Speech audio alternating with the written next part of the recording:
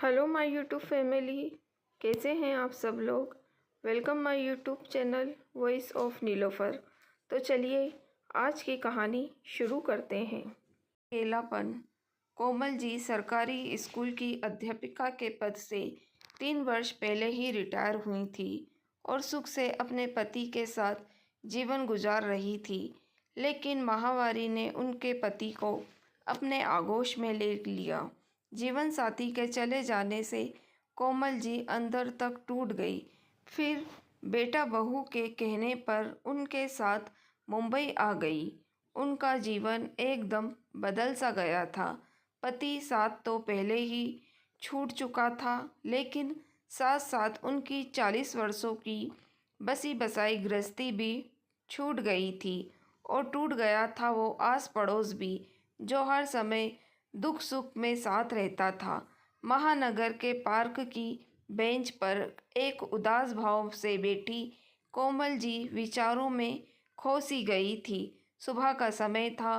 कुछ लोग सैर करने आए थे तो कुछ योगा कर रहे थे, तो कहीं कुछ बुजुर्ग बैठे हुए अपना जमाना याद कर रहे थे। लेकिन कोमल जी अपनी ही दुनिया में ही अपने विचार रही थी। तभी अचानक एक आवाज़ से उनकी तृष्णा भंग हुई। मुस्कुराते रहिए, जिंदगी बहुत खूबसूरत है। कोमल जी ने देखा कि लगभग 65 से 70 वर्ष के एक बुजुर्ग आदमी पास वाली बेंच पर बैठे हुए उनकी ओर देखकर मुस्कुरा रहे थे। ना चाहते हुए भी कोमल जी बदले में मुस्कुराने लगी। इस अनजान शहर में पहली बार किसी ने उनसे बात की थी। बोतल से पानी पीते हुए वो बुजुर्ग व्यक्ति बोले, मेरा नाम मदन लाल है। मैं यहीं पास वाली बिल्डिंग में रहता हूँ। आप बहुत परेशान जान पड़ती है। पिछली बातों को भूलकर आगे बढ़िए। चलने का नाम ही जिंदगी है। ऐसा कहते हुए वो बुजुर्ग व्यक्ति फिर से सैर करने चले गए और कोमल जी उनके जाने के बाद मन ही मन बोली, जिनकी ज़िंदगी में दुख ही ना हो उन्हें तो ज़िंदगी खूबसूरत ही लगेगी ना। ज्ञान तो सब देते हैं, लेकिन हमारे साथ क्या बीत रही है ये तो हम जीने ही जाने। अब कोमल जी हर रोज़ पार्क आने लगी और लगभग हर रोज़ ही मदन लाल जी से नमस्ते राम राम हो जाती। और एक दिन मदन लाल जी ने पूछा कि क्या आप बाहर से आई हो, तो कोमल जी बोली, दरअसल पहले मैं कानपुर में रहती थी। बेटा बहू नौकरी करते हैं ना, लेकिन महामारी के कारण मेरे पोते के स्कूल बंद हैं, इसलिए उसकी देखभाल के लिए बेटा बहू मुझे यहाँ ले आए। पति के देहांत के बाद अब मैं कानपुर में बिल्कुल अकेली रह गई थी। मेरी बेटी का ससुराल भी यहाँ मुंबई में है। कभी कभार बेटी से मिलना भी हो जाएगा, ये सोचकर यहाँ चली आई। फिर मदन लाल जी बोले, मुंबई शहर में आपका स्वागत है। चलिए आपको दूसरे हम उम्र लोगों से भी मिलाता हूँ। दरअसल यहाँ पार्क में बुजुर्ग लोगों का एक ग्रुप बना है, जहाँ हम सब लोग एक दूसरे के सुख दुख में शामिल होते हैं, हंसते हैं, बातें करते हैं, कभी भजन गाते हैं तो कभी पुराने गाने भी गुनगुना लेते हैं, कभी जन्मदिन मनाते हैं तो कभी त्योहार। उनकी बात सुनकर कोमल जी को खुशी हुई और उन्होंने ग्रुप में शामिल होने की इच्छा जताई। तो मदन लाल जी ने उन्हें ग्रुप के अन्य सदस्यों से मिलाया और ग्रुप में शामिल कर लिया गया। उस ग्रुप के अधिकतर लोग अपना जीवन साथी खो चुके थे। किसी की कोई बीमारी थी तो किसी की कोई।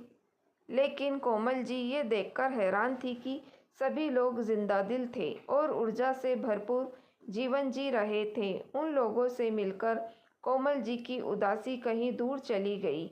हर रोज़ सुबह और शाम वो सब लोगों के साथ अपना समय बिताने लगी। अक्सर कोमल जी अपनी बेटी को फ़ोन करके पार्क में आने वाले बुजुर्गों के बारे में बातें किया करती थी। मन माँ की हम उम्र लोगों के साथ मेल जोल की बातें सुनकर उनकी बेटी को बहुत खुशी हुई।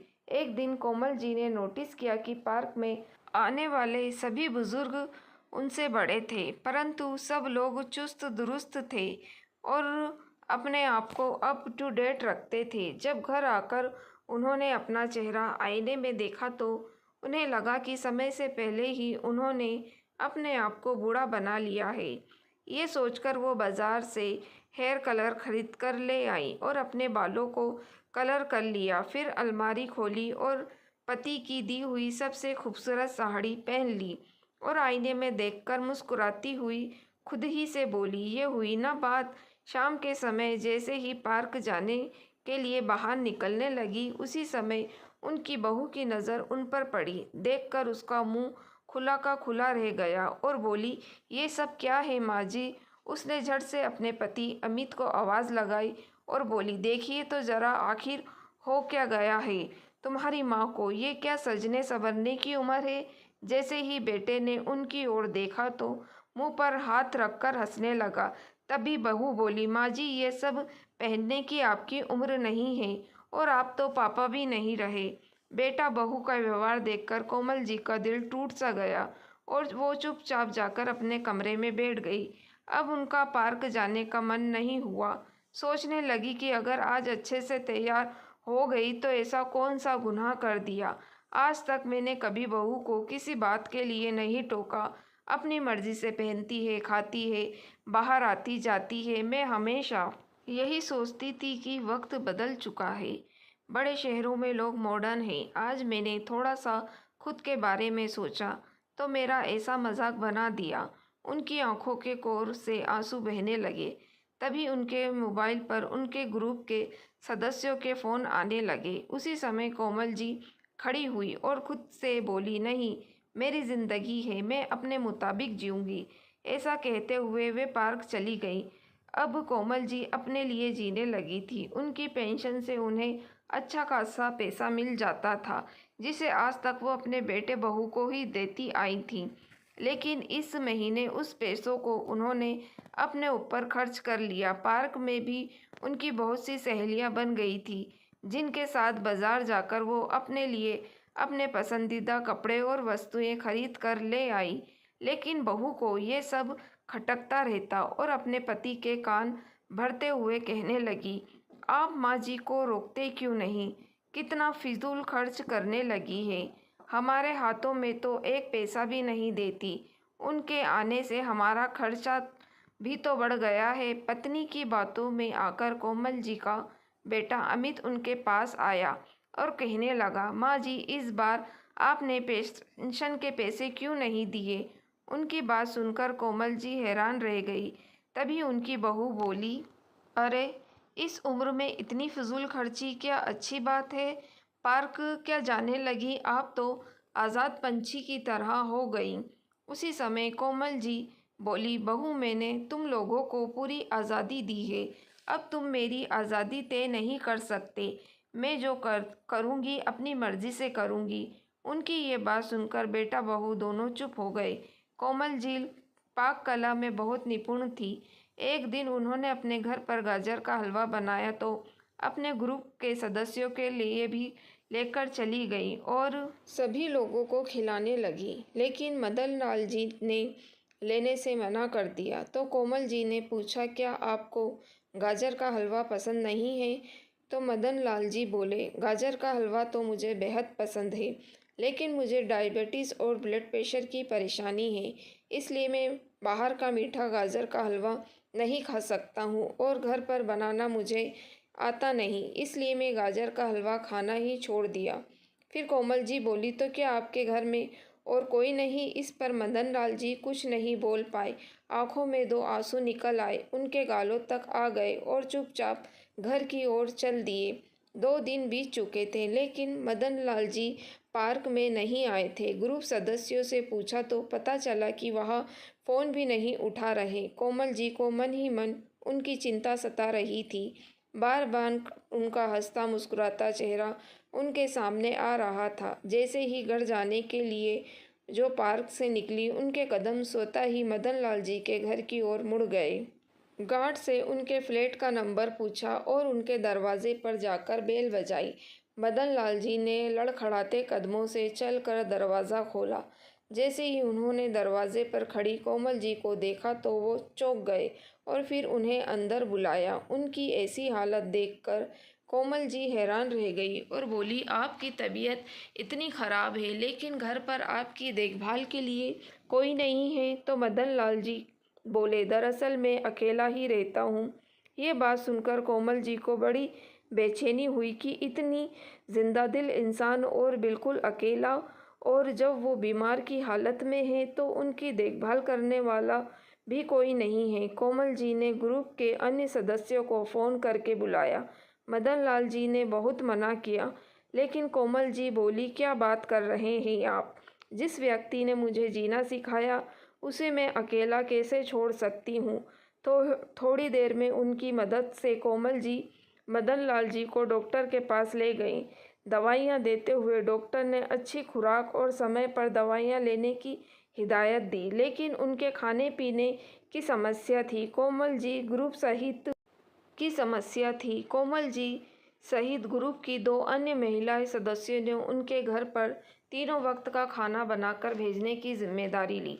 समय समय पर कोमल जी उन्हें दवाइयाँ लेने की भी हिदायत देती रहती थी। कुछ ही दिनों में मदन लाल जी बिल्कुल ठीक हो गए और वापस पार्क में आने लगे। एक दिन कोमल जी उनसे पूछ बैठी कि क्या आपका इस दुनिया में कोई नहीं है? आज कोमल जी की बात को मदन लाल जी टाल नहीं पाए और अपने अतीत के पन्ने एक एक कर पलटने लगे। मुस्कुराते हुए बोले, वो भी क्या दिन थे जब मैं अपनी पत्नी को ब्याह कर लाया था। कितने हसीन सपने सजाए थे हम लोगों ने। पता है कोमल जी, शादी के 10 साल तक हमारा कोई बच्चा नहीं हुआ था। काफ़ी समय तक डॉक्टर इलाज करवाया और उसके बाद खुशखबरी आई, हमारे बेटे का जन्म हुआ। हमने छोटे से परिवार में हम लोग बहुत खुश थे, लेकिन वो खुशियाँ शायद भगवान को मंजूर नहीं थी। अभी बेटा 5 साल का ही हुआ था कि एक दिन पता चला कि मेरी पत्नी को कैंसर है, और जब पता चला तब तक बहुत देर हो चुकी थी। मेरी जीवन संगनी इस दुनिया को छोड़कर विदा हो गई, हमेशा हमेशा के लिए। बोलते बोलते मदन लाल जी का गला रुंधने लगा। रिश्तेदारों ने दूसरी शादी करने की सलाह दी, लेकिन मैं अपने इकलौते बेटे को सौतेली माँ के हवाले नहीं करना चाहता था। माँ और बाप दोनों का प्यार मैंने अकेले ही उसे दिया, लेकिन किसी चीज़ की कमी ना आने दी। लेकिन देखिए बेटे ने क्या किया, 1 महीने के लिए अमेरिका घूमने जा रहा है। यह कहकर बेटा बहू निकले और बाद में पता चला कि जिस मकान में हम लोग रहते हैं, बेटे ने वो मकान अमेरिका जाने से पहले ही बेच दिया और ख़रीदारों को बोलकर गया था कि 2 महीने बाद मकान खाली करवा लेना। उसके बाद बेटा फिर कभी नहीं आया। फिर भरी आंखों से मदन लाल जी बोले, अगर मेरे पास रिटायरमेंट का पैसा एफडी में ना रखा होता तो मैं सड़क पर आ जाता। उसी पैसों से मैंने ये 2 कमरों का मकान खरीदा और यहाँ रहने लगा। कहते कहते मदन लाल जी की आंखों से आंसुओं का झरना बह निकला। कोमल जी ने उन्हें हौसला दिया और कहा, अरे आप ही तो मुझे कहते हैं कि हर पल मुस्कुराते रहना चाहिए, और अब आप ही ये सब भूल गए। उन दोनों को एक दूसरे में एक ऐसा दोस्त दिखाई दिया था जिसके साथ वो अपना सुख दुख बांट सके। कुछ दिन गुजरने के बाद जब एक दिन कोमल जी पार्क गई तो देखकर हैरान रह गई कि ग्रुप के सभी लोग ने एक बड़ा सा केक मंगाया था। जैसे ही वो वहां तक पहुंची तो सब लोग जोर से चिल्लाए, जन्मदिन मुबारक हो कोमल जी। कोमल जी को खुद भी याद नहीं था कि आज उनका जन्मदिन है। सभी लोगों का इतना प्यार देखकर उनकी आंखों से खुशी के आंसू छलक आए। केक काटकर सभी ने मोबाइल में तस्वीरें ली। सब लोग ने मिलकर एक बहुत ही खूबसूरत सी साड़ी कोमल जी को तोहफे में दी। फिर कोमल जी ने पूछा, लेकिन आप सबको कैसे पता चला कि आज मेरा जन्मदिन है? तो मदन लाल जी बोले, अरे सोशल मीडिया से सब पता चल जाता है। जन्मदिन मनाकर कोमल जी अपना तोहफा लेकर घर पहुंची तो उसे डाइनिंग टेबल पर रख दिया। जैसे ही बहू की नज़र उस साड़ी पर पड़ी तो बोले, अरे इतनी खूबसूरत साड़ी तुम मेरे लिए लाए हो Amit, thank you so much. तभी अमित चौंक कर बोला, नहीं मैं तो नहीं लेकर आया। तभी कोमल जी फ्रेश होकर आई और बोली, ये साड़ी मेरी है बहू। फिर बहू बोली, साड़ी तो बहुत खूबसूरत है माँ जी, लेकिन आप इसका क्या करेंगी? ये साड़ी मैं ले लेती हूँ। ऐसा कहते हुए जैसे ही साड़ी उठाने के लिए उसने हाथ आगे बढ़ाया तो कोमल जी ने वो साड़ी उठाते हुए कहा, नहीं बहू, ये साड़ी मेरे लिए बहुत अनमोल है। बहू अपनी सास का मुंह देखती रह गई। फिर कोमल जी ने कहा, दरअसल आज मेरा जन्मदिन था ना, इसलिए पार्क में ग्रुप के सभी लोगों ने मुझे ये तोहफा दिया था। ये बात सुनकर बेटा बहू दोनों हैरानी से बोले, आपका जन्मदिन था आज? ऐसे कहते हुए उन दोनों का सिर शर्म से झुक गया। फिर उनका बेटा बोला, माँ, आप अपना जन्मदिन मनाती नहीं हो ना, इसलिए हमें याद नहीं रहा।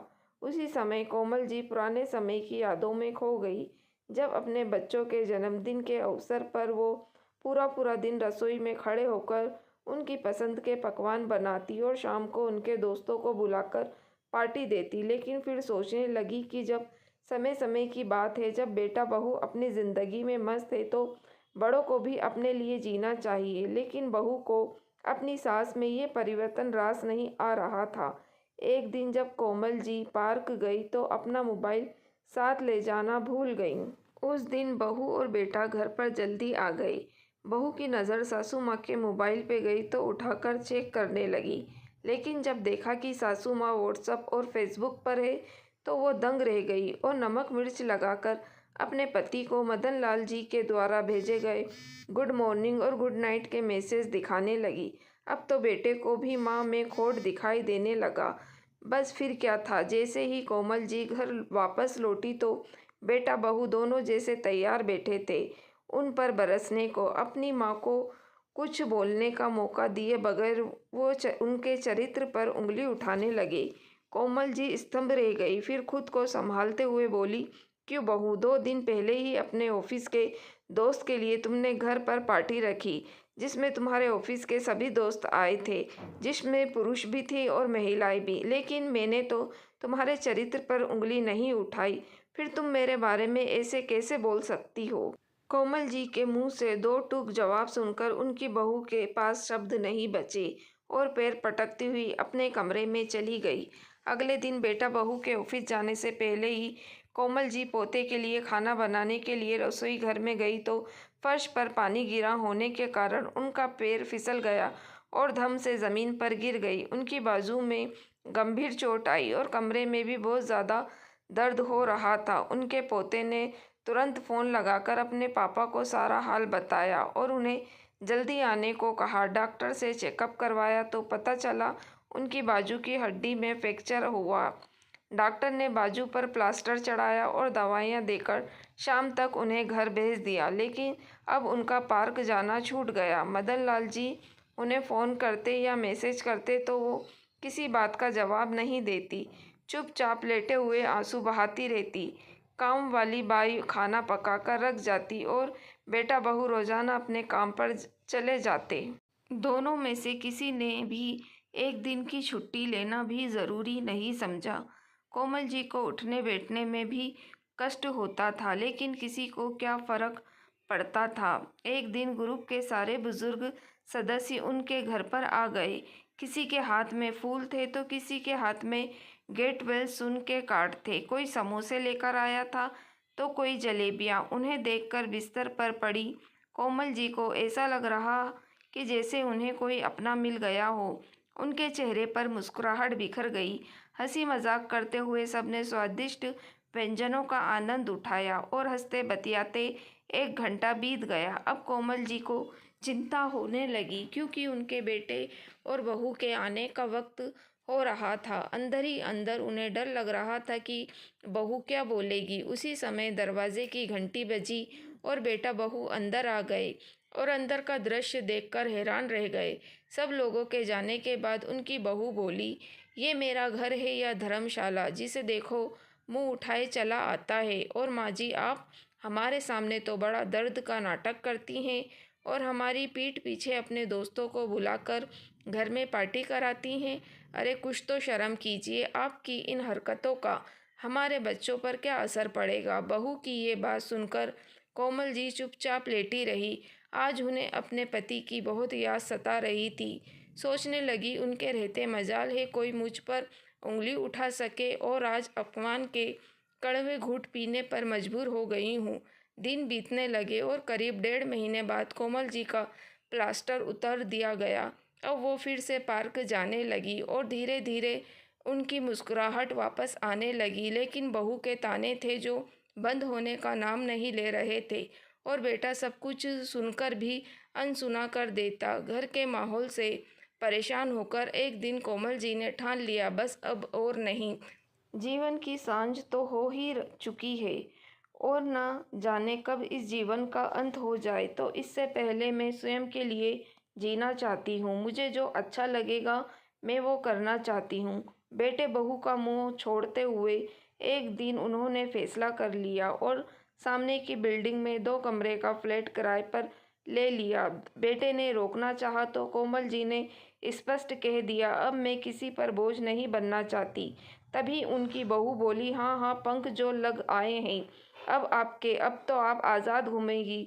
बदले में कोमल जी गुस्से करने के बजाय मुस्कुराते हुए बोली, बिल्कुल, अब मैं अपने अधूरे सपने पूरे करूंगी। उन्हें अपना सामान पैक किया और अपने फ्लैट में शिफ्ट हो गई। इतनी पेंशन आती तो थी कि काम वाली बाई लगा सके और अपना खर्चा आसानी से निकल पाए। अब कोमल जी अपनी ज़िंदगी सुकून से जी रही थी।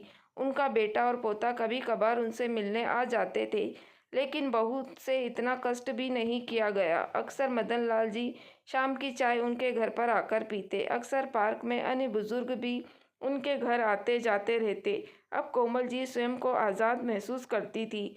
अपने अलग रहने की बात कोमल जी ने अपनी बेटी को भी बता दी थी। इस बात से उसे थोड़ा दुख तो पहुंचा, लेकिन एक सुकून भी था कि अब उसकी माँ अपनी मर्जी से जी पाएगी। एक दिन कोमल जी हैरत में पड़ गई जब उन्होंने अपने घर के दरवाजे पर बेटे के साथ बहू को आया देखा। इससे पहले वो कुछ पूछती, तभी उनकी बहू तेजी से अंदर आई और बोली, माँ जी, कुछ शर्म हया बची है या नहीं? पता है सोसाइटी वाले आपके बारे में क्या क्या बातें कर रहे हैं?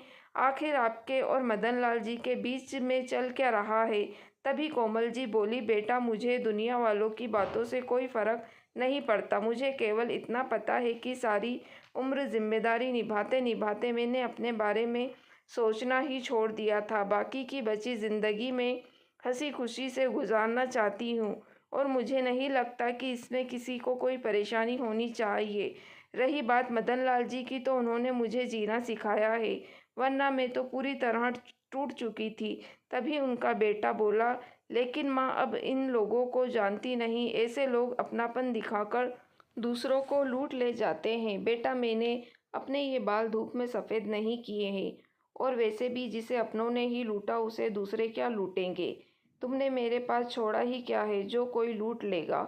उसी समय मदन लाल जी, जो दरवाजे के बाहर खड़े हुए सारी बातें सुन रहे थे, घर के अंदर आ गए और उन्हें देखते ही कोमल जी के बेटे बहू का मुंह खुला का खुला रह गया। जैसे ही वे उठकर बाहर जाने लगी, उसी समय मदन लाल जी ने उनसे कहा, बेटा, शर्म कोमल जी को नहीं बल्कि तुम जैसे लोगों को आनी चाहिए। किसी का चरित्र मंथन करने से पहले तुम लोग एक बार भी नहीं सोचते।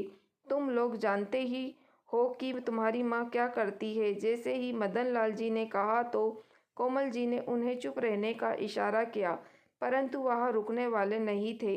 बोले, पार्क में हर रोज सुबह और शाम को जब हम सब लोग बैठते हैं तो वहीं पास में ही सोसाइटी में काम करने वाली औरतों के बच्चे आवारा घूमते हैं। छोटी सी उम्र में वे गलत आदतों के शिकार हो रहे हैं। उन गरीब लोगों के पास इतना पैसा नहीं कि वह अपने बच्चों को पढ़ा लिखा सके।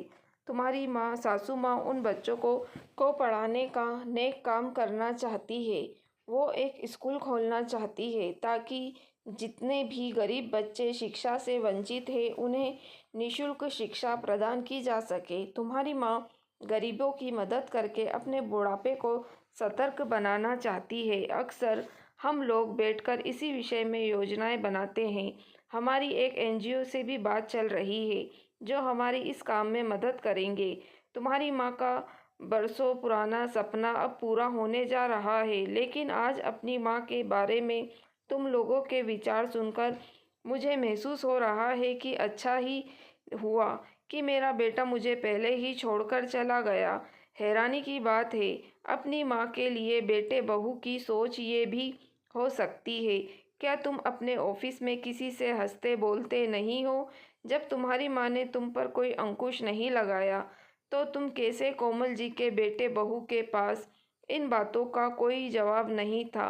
वो चुपचाप चले गए। आज मदन लाल जी गुस्से में थे तो कोमल जी बोली, चलिए छोड़िए इन बातों को, मैं चाय बनाती हूँ, चाय पीजिए और अपना गुस्सा ठंडा कीजिए। उनकी ये बात सुनकर मदन लाल जी मुस्कुरा दिए और बोले, हमारी मेहनत रंग लाई। एनजीओ की तरफ से हमें स्कूल शुरू करने के लिए पास ही की बिल्डिंग मिल गई है। कोमल जी ये बात सुनकर बहुत खुश हुई। जल्दी ही बिल्डिंग को स्कूल का रूप दे दिया गया।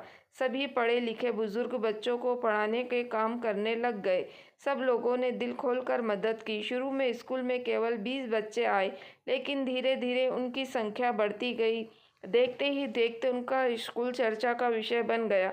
कोमल जी और उनके साथ काम करने वाले अन्य बुजुर्गों को भी जीने का एक मकसद मिल गया था। एक दिन कोमल जी की बेटी उनके पास कुछ दिनों के लिए आई। जब वो भाई भाभी से मिलने गई तो उन्होंने उसी मदन लाल जी के विषय में बताया। ये भी कहा कि उसे अपनी माँ को समझाना चाहिए, लेकिन उनकी बेटी को अपनी माँ में से कोई बुराई नज़र नहीं आ रही थी, बल्कि उसने देखा कि उनकी माँ के चेहरे पर फिर से मुस्कुराहट आ गई है। अपनी वृद्ध अवस्था में भी वो बड़ी खुश से जी रही हैं और मदन लाल जी से उनका पूरा सहयोग दे रहे हैं। उन दोनों की दोस्ती स्वार्थ से परे है और दुनिया की समझ से भी परे। अकेले बैठे हुए वो सब सोचते सोचते कोमल जी की बेटी की नज़र पास रखे अखबार पर गई तो उसमें छपी एक खबर ने उसका ध्यान अपनी ओर खींचा। जब बुढ़ापे में बच्चे साथ छोड़ दे तो अकेली माँ या अकेला पिता कहाँ जाए? वृद्धावस्था में अकेलेपन को मात देने के लिए 65 वर्ष की एक बुजुर्ग ने 63 वर्ष की महिला के साथ विवाह किया। अपनी गृहस्थी फिर से बसा कर वे दोनों बहुत खुश हैं। इस खबर को पढ़कर कोमल जी की बेटी के मन में एक विचार आया। जब मदन लाल जी कोमल जी के घर आए तो उसने अपनी माँ और मदन लाल जी के सामने दोनों की शादी का प्रस्ताव रखा और कहा कि आप दोनों के इस रिश्ते को ये दुनिया नहीं समझ पाएगी, तो क्यों ना आपके इन रिश्ते को एक नाम दे दिया जाए। क्या आप दोनों एक दूसरे का जीवन साथी बनना पसंद करोगे? तभी कोमल जी बोली, ये क्या बोल रही है तू? इस उम्र में क्यों हम पर दाग लगाना चाहती है? ये दुनिया क्या कहेगी? लेकिन उसकी बात सुनकर मदन लाल जी थोड़ी देर चुप रहे।